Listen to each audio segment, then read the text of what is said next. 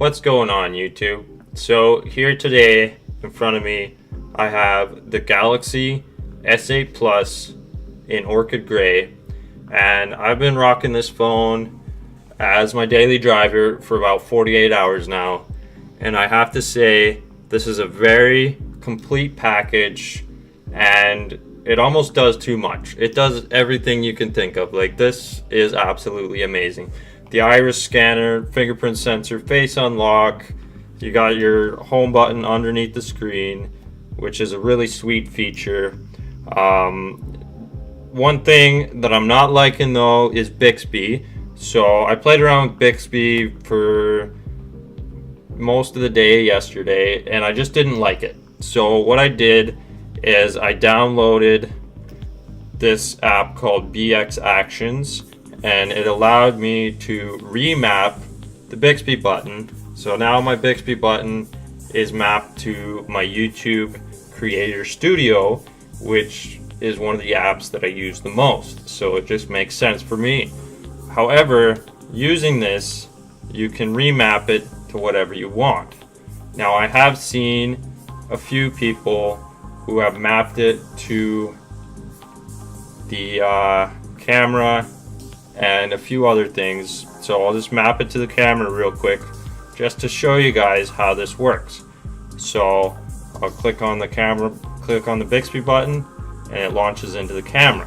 So that's really simple and easy to use, and it's not like it was when it was the Bixby button. It'll just keep relaunching the camera. It's not going to close out and send you back to your home screen. So I'm gonna put it back onto my YouTube Studio, Creator Studio. You can put it up to a custom app, whatever you want. Google Assistant, Google Now, Task Manager, Power Menu, Notification Center, Settings Tray. There's all kinds of different options, and it works every single time, and I haven't seen any problems with it, and it hasn't slowed down my phone at all. The only thing that I have noticed with it is it makes it so that my device maintenance score is 99 out of 100. Right now it's saying 98 out of 100 because I have a few things running in the background. That's the only difference. So overall, this phone is very impressive. The display is absolutely gorgeous. And I was watching Netflix on this yesterday, and I couldn't believe the quality coming out of this screen. I mean, it's probably one of the most beautiful screens that I've ever seen on a phone, tablet, anything really. The screen is absolutely impeccable. The color saturation, it's vibrant, it's just beautiful. One thing I do have to note though is I played around with this for probably 6 or 7 hours before I actually put my SIM card into it, and when I put my SIM card into it, it erased the entire phone, everything that I had done. So it literally took me back to the startup screen, and I had to restart over everything that I had already put into the phone because it automatically locked itself to FIDO and it erased everything that was on here. So that was really upsetting when that happened. But I mean, it's something that Samsung's been doing for years, but it never erased the phone. Like when I did that on my S7 Edge, the phone did not get erased, and I was quite upset about this. But that's just something that Samsung does, and it's new this year that it actually erases the phone. So I was doing a battery drain test on this to see how long of screen on time I could get, but it erased that as well. So I mean, now it says it's still learning the usage patterns, but right now I'm on 43% battery left, and it's been 5 hours, 31 minutes, and 54 seconds of screen on time. So that's just amazing. I'm on my way to 10 hours of screen on time with this, but as you can see, I'm rocking it on auto brightness at all times, like I do with all my phones. So the brightness level varies, and I got the full volume on for text messages, and phone calls.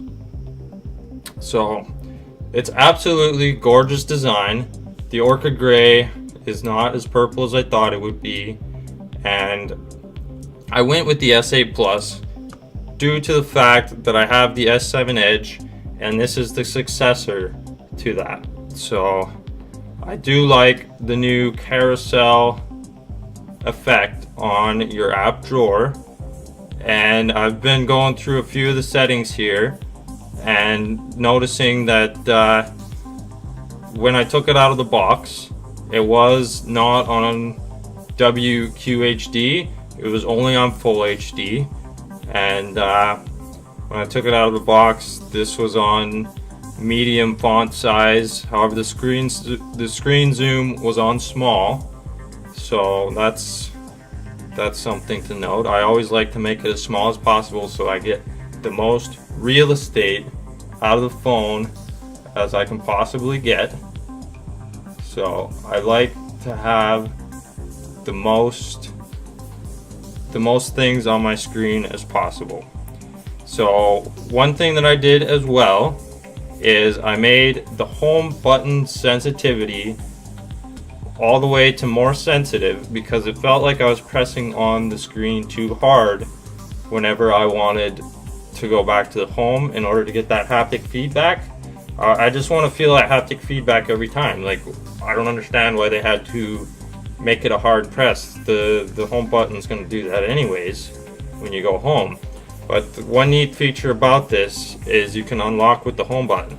So just by pushing hard press on the home button, it unlocks the phone, which I really like. So, and the haptic feedback of a hard press on the home button is nice, but I feel the haptic feedback somewhere in this region of the phone, it doesn't feel like it's actually coming from underneath the button.